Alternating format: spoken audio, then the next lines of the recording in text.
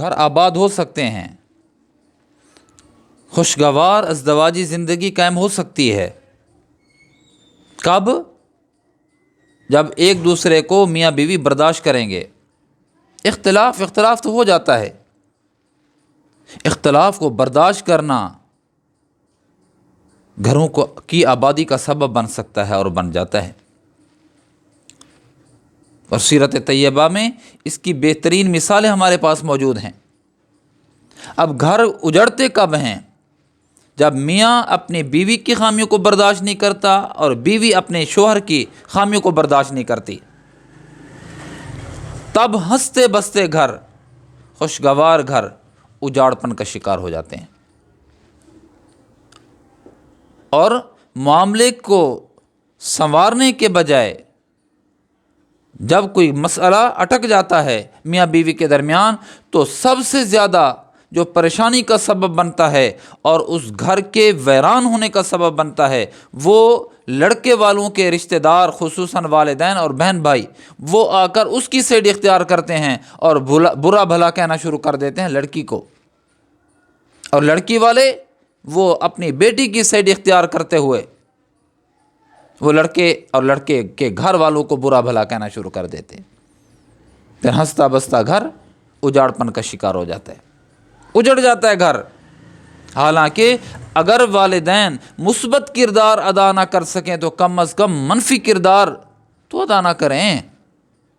اگر صلح نہیں کرا سکتے، منافرت مابین میاں اور بیوی کے مابین یہ تو پیدا نہ کریں،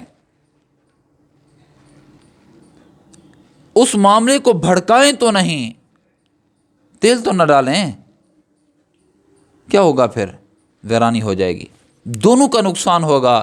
دو افراد کا نقصان نہیں ہے، یاد رکھیے، دو سروں کا نقصان نہیں ہے، دو خاندانوں کا نقصان ہے۔ سیرت کی کتابوں میں ایک واقعہ آتا ہے، حضرت علی کرم اللہ وجہہ اور حضرت سیدہ فاطمہ رضی اللہ تعالی عنہا، یہ میاں بیوی ہیں، اختلاف ہو گیا۔ علی کون ہیں؟ عشرہ مبشرہ میں سے اور نبی علیہ الصلوۃ والسلام کے قریبی رشتہ دار، اور قریش میں سب سے پہلے ایمان لے آنے والے۔ بچوں میں اختلاف ہو گیا کسی بات پر۔ حضرت فاطمہ رضی اللہ تعالی عنہا، فاطمہ الزہرا رضی اللہ تعالی عنہا، یہ اپنے گھر کو چھوڑ کر نبی علیہ الصلوۃ والسلام کی خدمت میں حاضر ہوئیں، اللہ کے نبی کے گھر۔ حضرت علی رضی اللہ تعالیٰ کو جب پتہ چلا نا کہ فاطمہ گویا میری شکایت کرنے کے لیے اللہ کے محبوب کے پاس جا رہی ہیں، اپنے باپ کے پاس جا رہی ہیں، وہ پیچھے پیچھے سہمے چل پڑے۔ جب فاطمہ اندر داخل ہو گئیں، حضرت علی باہر دروازے کی اوٹ میں ٹھہر گئے، ڈر کی وجہ سے پتہ نہیں فاطمہ جا کر کیا کہتی ہے اور اللہ کے نبی صلی اللہ علیہ وسلم ناراض نہ ہو جائیں۔ اگر ناراض ہو گئے میرے اوپر، میری دنیا بھی گئی، میرا دین بھی گیا، میری آخرت بھی گئی۔ حضرت فاطمہ نے جا کر روتے ہوئے اپنے ابا کو حال دیا، ابا جی یہ مسائل ہیں میرے، روتی رہیں۔ اب والدین کا کردار اور خوشگوار زندگی کیسے بنائی جا سکتی ہے؟ حضرت نبی کریم صلی اللہ علیہ وسلم نے جب فاطمہ کو روتا ہوا دیکھا، دل تو بھر آیا۔ لخت جگر ہیں، لخت جگر نبی علیہ السلام کی، دل بھر آیا۔ لیکن مکمل بات سننے کے بعد بیٹی کے سر پہ شفقت کا ہاتھ رکھا اور فرمایا، میری بیٹی تو جس کی شکایت لے کر آئی ہے نا، تجھے معلوم ہے وہ کون ہے؟ تعریف کر رہے ہیں اور حقیقی تعریف۔ فرمایا، فاطمہ میری بیٹی تجھے معلوم ہے کس کا گلہ میرے پاس لائی ہو؟ تیرا شوہر کون ہے؟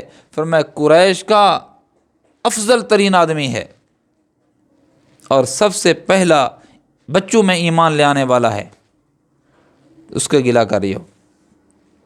میری بیٹی جاؤ، خوشی سے جاؤ، گھر کو آباد کرو تاکہ تجھے بستا ہوا دیکھوں، ہنستا ہوا دیکھوں، تیرے آباد گھر کو دیکھوں، مجھ محمد کی آنکھیں ٹھنڈی ہوں۔ جاؤ میری بیٹی، اللہ تجھے آباد و شاد رکھے۔ بگاڑا نہیں، بیٹی کو سمجھایا، شوہر کی خلاف باتیں نہیں کیں، شوہر کی تعریف کر دی۔ فاطمہ جانتی ہو علی کون ہے؟ قریشیوں میں سب سے پہلے ایمان لانے والا افضل ترین بندہ ہے علی۔ اور جب حضرت نبی علیہ السلام نے فاطمہ کو رخصت کیا اچھے انداز سے، تو حضرت علی رضی اللہ تعالیٰ عنہ حضرت فاطمہ کے سامنے آ گئے، دروازے کے پیچھے سہمے ہوئے کھڑے تھے نا کہ حضور کیا کہتے ہیں، آ گئے، کہنے لگے فاطمہ آئندہ تیرا دل نہیں دکھاؤں گا،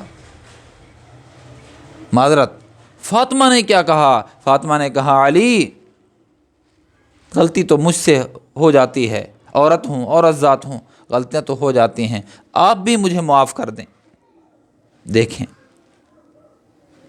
یہ ہے خوشگوار زندگی گزارنے کا طریقہ، یہ ہے کہ ماں اور باپ کا کردار مثبت ہے، منفی نہیں ہے، اور ایک دوسرے کو برداشت کیا۔ شوہر نے کہا کہ میں آئندہ آپ کے نازک دل کو تکلیف نہیں پہنچاؤں گا، اور بیوی نے کیا کہا؟ بیوی نے کہا کہ غلطیاں مجھ سے ہو جاتی ہیں، آپ مجھے خدا را معاف کر دیجئے۔ تو جب ایک دوسرے کی غلطیوں کو، خامیوں کو انہوں نے معاف کر دیا اور نظر انداز کیا، اور غلطیوں کو درگزر کر دیا اور دل کو وسیع کر دیا، اور ماں اور باپ نے مثبت کردار ادا کیا، تو تب یہ زندگی خوشگوار ہوئی ہے۔